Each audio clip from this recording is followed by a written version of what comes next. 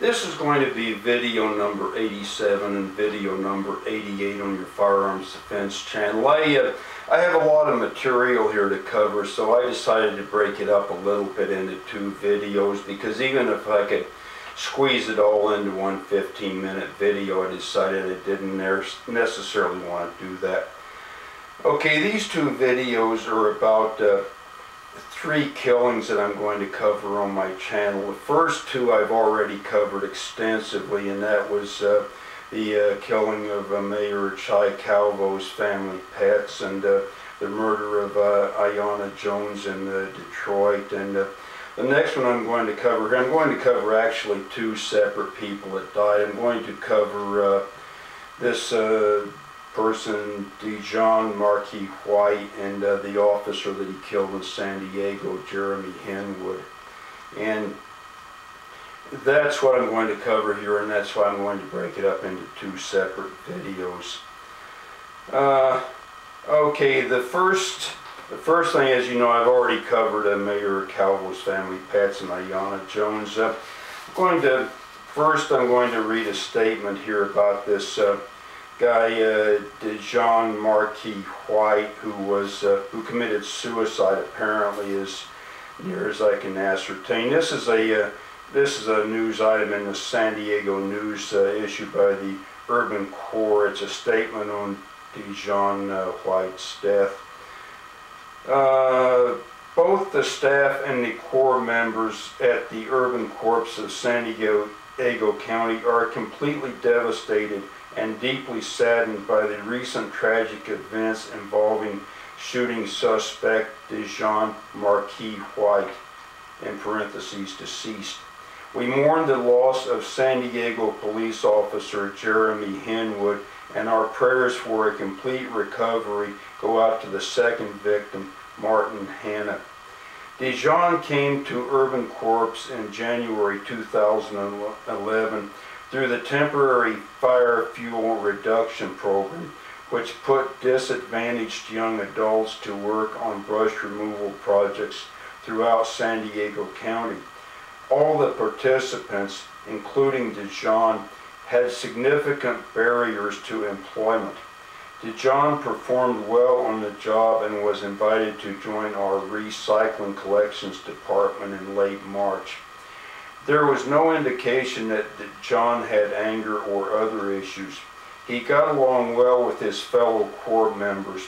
He had applied to City College and had recently been scheduling and attending job interviews. He was a hopeful applicant to a construction apprenticeship and was on the waiting list for our solar panel installation crew. It seemed that Dijon had goals and was making real strides in his life. However, over the past week, Dijon had stopped attending work and missed forklift training course. In the past, he had been good about checking in with us regarding his attendance, and so we had been trying to reach him. The events that transpired came as a total shock to all of us. The Urban Corps mission is to provide a second chance to young people and instill the importance of civic responsibility.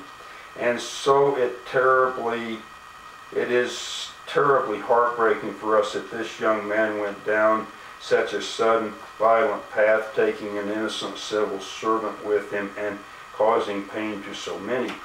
Our hearts go out to all the families involved in this terrible tragedy.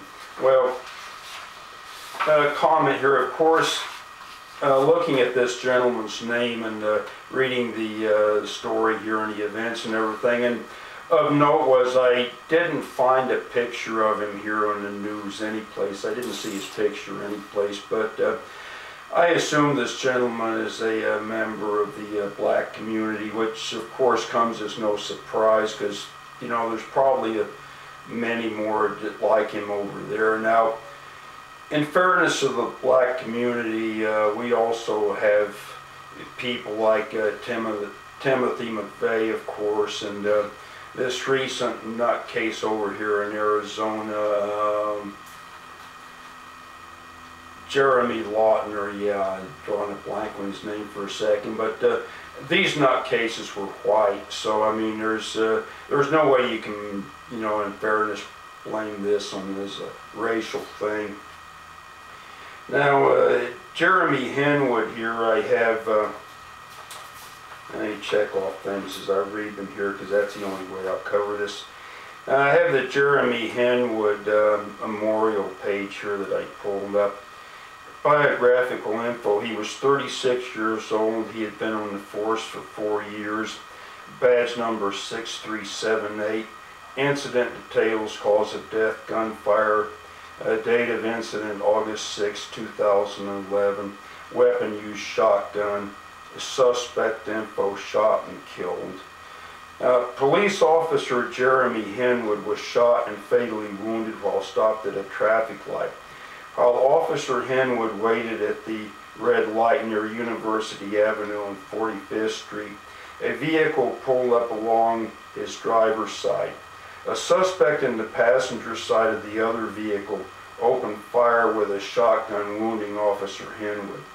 A citizen used Officer Henwood's radio to report he had been shot. The suspect vehicle was found in an apartment complex, and the suspect was re-entering the vehicle as responding officers arrived. The suspect, who was linked to an earlier shooting, was shot and killed after he grabbed a shotgun. Officer Henwood was transported to Scripps Mercy Hospital, where he succumbed to his wounds. He served 3 overseas tours as a United States Marine and was a 4-year veteran of the San Diego Police Department. Well, that's Jeremy Henwood's memorial page, and as far as I'm able to ascertain here from reading all this, he was a good and honorable man, and you know, this was a complete, total, needless tragedy. So now I want to delve into something here about the police department. First, I want to relate an experience I had a number of years ago with a black friend of mine. In fact, he later became my brother-in-law, and he's now my ex-brother-in-law. So you know, we were up in Hollywood in this little hole-in-the-wall bar, and him and another black person were smoking a marijuana cigarette, and they offered me a chance to smoke, and I says, no, I don't do marijuana. So anyway, the barmaid came over and says, marijuana cigarette, put it out, So we left, and we're walking down the street, and all of a sudden this police car came by, and one of the officers pointed at us, and he ran away like a shot, and he was a track star. He was a block down the street before I could even think, and I started running after him, and I said, wait a minute, what am I running after him for? I didn't do anything. So I stopped, and this police officer, they got out with him, so he came up behind me, grabbed me by the arm like this, and ran me over to his car and pushed me up against the car and frisked me, handcuffed me, threw me in the back seat. And the other police officers were running after my black friend, trying to catch him. They finally caught him and handcuffed him, threw him in the car, because he'd run into a dead-end alley. Now, he was a track star. If he hadn't run into a dead-end alley, they would have never caught him. So on the way to the police station, these officers are real abusive and nasty, and one officer calls me white trash, and he says, how come you didn't run, asshole? And I says, well, you guys got a gun and a stick, and there's 6 of you. I didn't need to run, you know. He says, yeah, that's right, asshole. He says, but I didn't need a gun or a stick to handle white trash like you. You know, I just kicked your ass for the fun of it. So this went on for a little while. So anyway, we get to the station, and they take us in separate rooms, you know, and one officer talks to me. He says, well, asshole, he says, how come you were in this bar doing drugs? And I said, no, officer. I says, I don't do drugs, officer. He says, yeah, sure, asshole. He says, I don't like white trash, and he says, I don't like niggers either, you know. And he says, how would you like me to keep you here for 3 days in jail? And he says, well, officer, my boss wouldn't like that. He'd probably fire me, you know. So the officer says, well, you know, we've looked at the record of your friend, you know, and he's got a rap sheet a mile long, and he says, how do you feel about your sister being shacked up with this nigger? And I says, well, you know, officer, you know, that's their choice, and there's really not much I can do about that. And so anyway, this went on for a few more minutes, and after acting meek and humble for about 10 minutes, and yes sir officer, no sir officer, and all that, they finally decided to cut us loose, and they cut us loose about 5 miles from my friend's car, and so we had to walk back to his car and go home. So that was then. But in looking back at it now, I remember these officers now, they were all big and muscular, and they probably had 15-inch arms and stuff like that, and they were pretty nasty.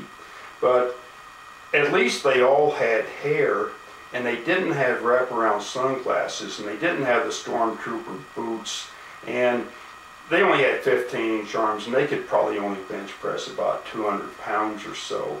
Now, these modern officers aren't that way.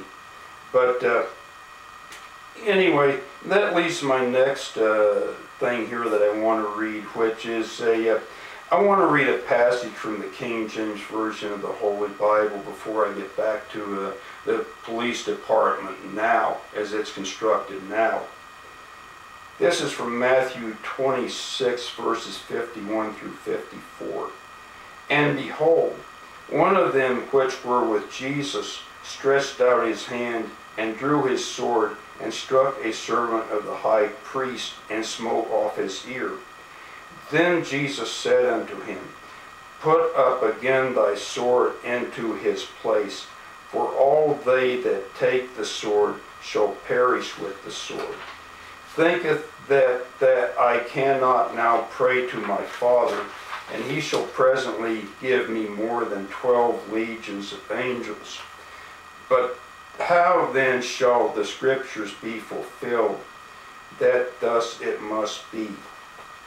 So, all I can say is about the police department now, these people out there now certainly live with a sword. I mean, I see these people down in Venice Beach, and they got 20-inch arms.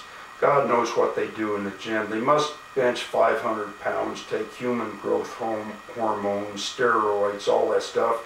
They got shaved heads, wraparound sunglasses, stormtrooper boots, and these people are just absolutely real mean and nasty. And I mean, if God forbid something like that happened now with me and my friend, these modern police would just shoot us in the back or just surround us and stomp us to death or something like that. I mean, they wouldn't be any mercy. I mean, the people back then that me and my friend dealt with were just nice, real nice people compared to these people now. And I see it all the time, you know. I mean, I read the headlines all the time. Officer involved shooting. It's not one or two. It's 5 or 6 officers dumping their magazines into one guy, or 6 officers surrounding a guy and stomping on him and stomping him to death, and stuff like this. So all I can say is the police nowadays certainly seem to live by the sword, and all this is perhaps an end result of this. So I'm going to sign off on video 87 here and leave this at whatever it is now, which I think is about 12 minutes. And I'm going to continue this on video number 88 and sum it up.